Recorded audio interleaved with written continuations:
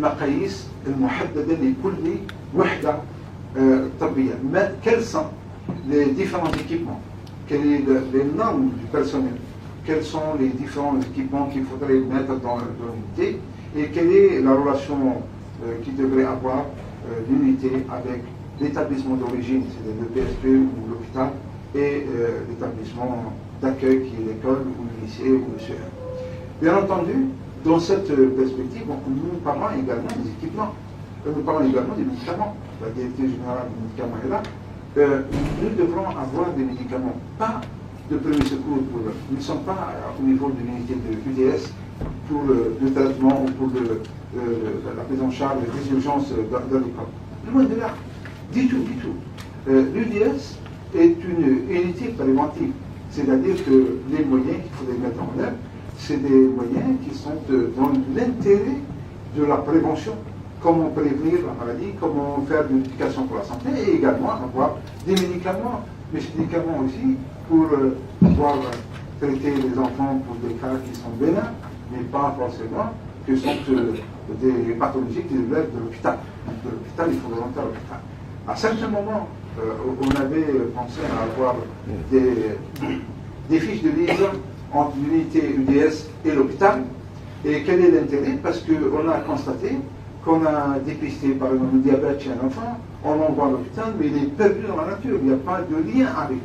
Mais comme l'enfant est scolarisé dans l'unité, dans l'école à laquelle est rattachée l'unité, devrait avoir un retour de l'hôpital. Il est perdu dans la nature, il n'y a pas de lien avec lui.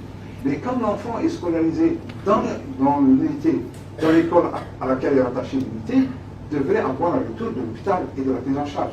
Et c'est cela, donc l'intérêt d'avoir une fiche de liaison. Bon, maintenant on ne parle plus de fiche, mais on parle au moins de liaison par rapport à un dossier électronique de l'enfant, qui sera donc géré entre l'école et l'UDS et l'hôpital. Voilà un petit peu les grands axes.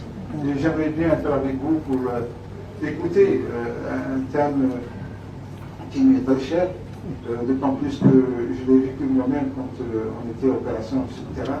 On a vu l'effort consenti par les différents médecins et les acteurs sur le terrain. Et je pense, je vous le dis en toute sincérité, s'il n'y avait pas cet effort consenti par les médecins et par ceux qui ne seraient pas là aujourd'hui, nous avons une bonne santé scolaire dans nos structures de santé grâce à l'effort de notre personnel de santé, mais bien entendu aussi avec la collaboration de l'école, des responsables d'éducation. Et nous sommes aussi dans une approche multidisciplinaire où tout le monde doit travailler pour la santé scolaire. Le commerce doit revoir la production industrielle dans les boissons et dans les... Et vous savez que nous avons quand même, en tant que ministre de la Santé, on a fait beaucoup de bruit pour arrêter d'installer les distributeurs de différentes boissons sucrées dans les établissements. Ça, il faut le noter que c'est grâce à notre secteur de la santé qui a fait beaucoup de bruit. Mais comme ceux qui travaillent dans le secteur de la santé sont souvent des femmes, et les femmes ne s'arrêtent pas à aller.